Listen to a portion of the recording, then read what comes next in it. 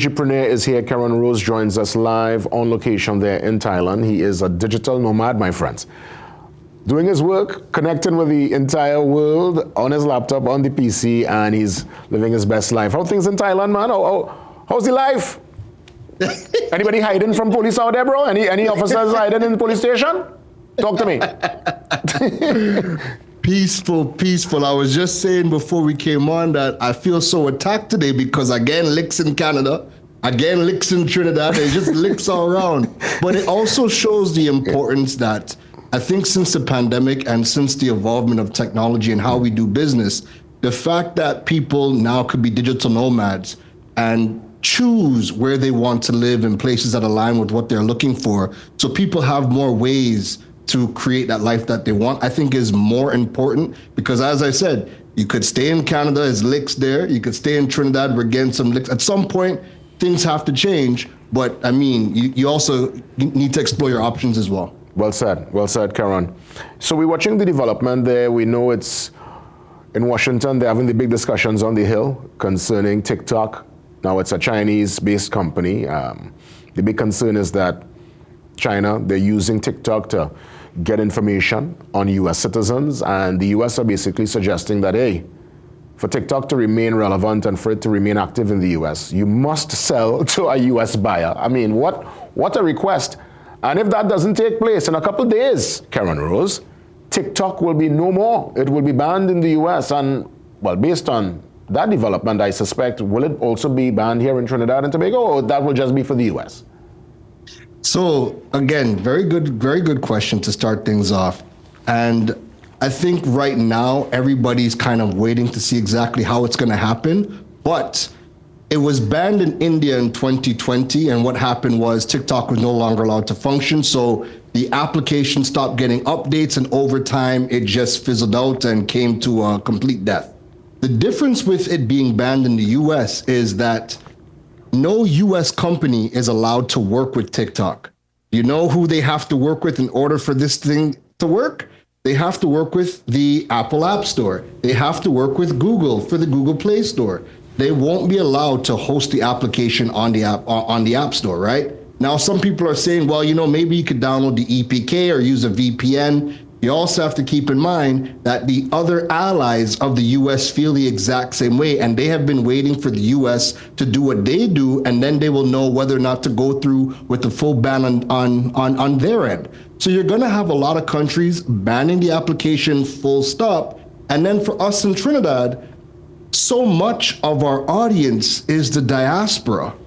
If the diaspora isn't there, you know, then how good is the application going to be for us, even if there was a way forward to use the app?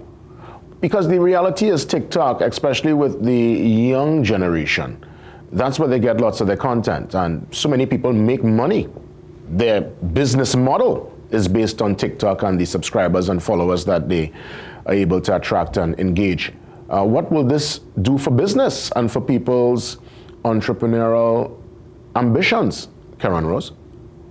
This is going to have a major impact globally. And I mean, this is what, so even though the US government is saying that we are banning TikTok only because of national security and we don't care about anything else, we're only focused on national security, the argument that everybody is saying is like, well, there needs to be a compromise because billions of dollars are being generated because of the platform. And it's the same thing with the Caribbean. So many businesses and content creators rely on the platform to generate business, right? So even if you don't consume the content on TikTok, we still have business owners that are using it to market their business, content creators who have been able to build a livelihood around the platform. And whilst I don't have this stat for TikTok, let me just read a stat from YouTube in terms of how much they pay out in terms of money. YouTube in 2023, because we're still tallying 2024, YouTube paid out globally over $32 billion to creators. Over $32 billion to creators. That's the kind of money that these platforms generate and put in businesses and content creators' pockets. So to feel like, okay, if TikTok gets banned, whoop-de-doo, that's not going to have an impact. It's going to be a major impact on the Caribbean society. So does the the concern by the U.S. based on this national security threat, based on China getting people's information, does it hold any water at all? Is it a valid concern to bring about this particular ban in the first place? I 1000% agree that I think it's a valid concern. And the reason why I wholeheartedly agree is because China has banned every single US application. There's no Facebook in China. There's no Google in China. There's no YouTube in China. But can't you get around it? Can you get around it with the same VPN in China? Could you go through a particular portal to get it in China? There are some VPNs, like there's some applications, like you can't access Google in China even with the VPN. I believe they can access Facebook with the VPN, and there's another application that they can access. So you don't get these things in China? No YouTube? No, you don't get these things in China? No, those are banned. Okay. So this is why it's kind of funny, because everybody is saying, well, you know what, Facebook and these other platforms, they mine data and do what they want with the data. But guess what? China has banned all of the Google applications. They've banned it. You have to do a workaround to access it. So if the US wants to ban it, to me, it's the same thing. Ain't no difference. They're both banning each other for the same reason. I know Angelo was in China for a couple of months last year, and he's in master control. Angelo, could you let me know, were you able to get onto YouTube and... so you're saying to me very premium VPNs, expensive, and once you're able to get that, then you could head into the YouTube world. Yeah, you could try. But think about it. The average person's not doing that. Okay. The real diehards that want to access certain things, sure, no problem. But the average person isn't going to jump through, or that's essentially coming like you're paying to now access these services. And the average person isn't going to do that. They don't, right? So it's going to have a big impact. And then, Jason, you're also in the music fraternity as well. I'm sure you're acutely aware that since COVID, TikTok, year after year, has been the #1 platform that new artists have been discovered all around the world. So it's even going to impact how we find our artists, because we know a lot of artists across the Caribbean made their name off of utilizing TikTok, getting their songs trending on TikTok. Of course. And that is how it's really picked up over the years. So if TikTok is going to be no more, based on what's happening here, and just a couple of days before that decision is made, is there an alternative? Is there any new platform at all, probably US-based, that could replace TikTok? Because I'm thinking if TikTok is banned in the US, clearly that's for the US, so that means we'll get TikTok in Trinidad, but lots of content creators and that US market will be out of the... It won't really have a US market anymore, in a way? It won't. Yeah, it won't have a US market, but like I said too, you have all of the other countries. Canada has said that right now it's restricted. No government employee could utilize TikTok. They're also waiting for what happens with the US to go about their full ban. You have all of the US allies that are waiting for the US to see if they go through with the ban so that they could institute their own full ban as well, all right? So this won't be just the US. This is going to be a domino effect. Now, what you should have been doing, and this is where I get annoyed with businesses and content creators, we knew that this was going to happen, or a possibility of it happening, since 2022, when the conversation of TikTok is mining data and they wanted to ban it.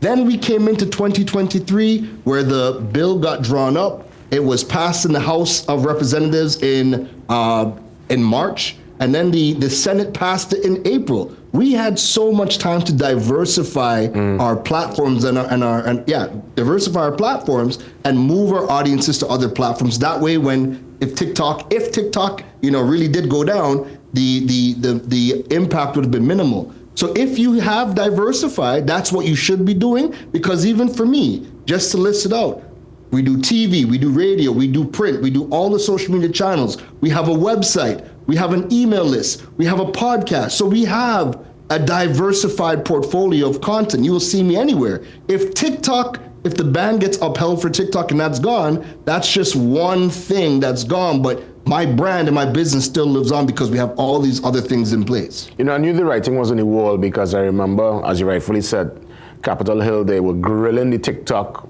big man, the CEO, whoever's the face and the brand, and they were, question after question, and he had to defend TikTok. And this could have been either last year or year before. And I was saying, even then, I wonder if they're going to ban TikTok. So if this ban takes place, there's a major development. Keron Rose. That's going to be probably one of the biggest developments in that social media world within recent time. Absolutely, because I think the big thing that's going to come out of it is this is the first time that a foreign entity has had a platform that was globally recognized and globally accepted, right? But again, it still has to be hosted on US application app stores, Google Play Store, Apple App Store. What this is going to do is this is going to set a precedent for how the US and its allies deal with any foreign software and social media platform that's generated by any country outside of their group of allies. Any alternative at this point in time? Is there any place TikTok users right now in the US could go to, again, just put their content out and to generate business? Yeah, so the first thing I'd recommend everybody doing is if you're utilizing TikTok, utilize a website called Talk Backup, T-O-K Backup, Talk Backup. You will download all of your, it'll do a batch download of all of your content. The first place that you should be dropping your content is over on YouTube. YouTube Shorts just increased their time limits from 60 seconds to 3 minutes in October, so majority of your content will be able to be brought across. We are seeing, ironically, as of yesterday, there's an application, there's a Chinese version of TikTok called Red Note that has now become popular, and a lot more people are downloading it and jumping over there. I don't know if it's going to be sustainable. I think right now I think it's become a trend. I think it's kind of funny. We'll see in a month if people still stay on Red Note. We'll see if it is a viable option, but I think time will tell. As of right now, we would go back to, kind of what we've been doing. Get onto YouTube. Threads has really picked up. Threads is doing an amazing job right now, so Threads is going to be a good outlet for you to start building over there as well. YouTube, Threads, you have your Instagram, and pay attention to Red Note, and let's see if that becomes the new TikTok for us.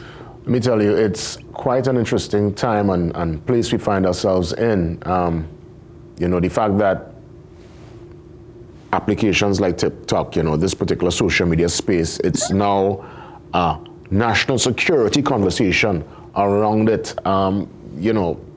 Trust me, Keron Rose, very, very strange times indeed.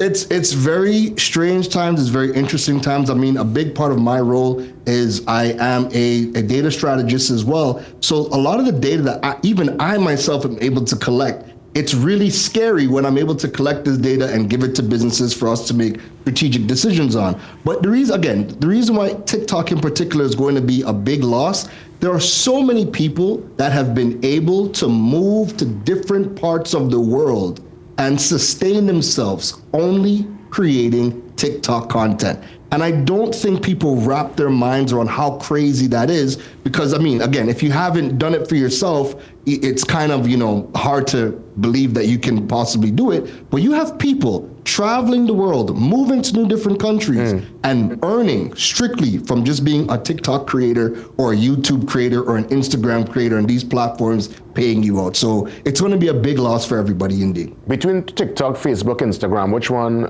you would say most subscribe, the biggest out of all three just mentioned?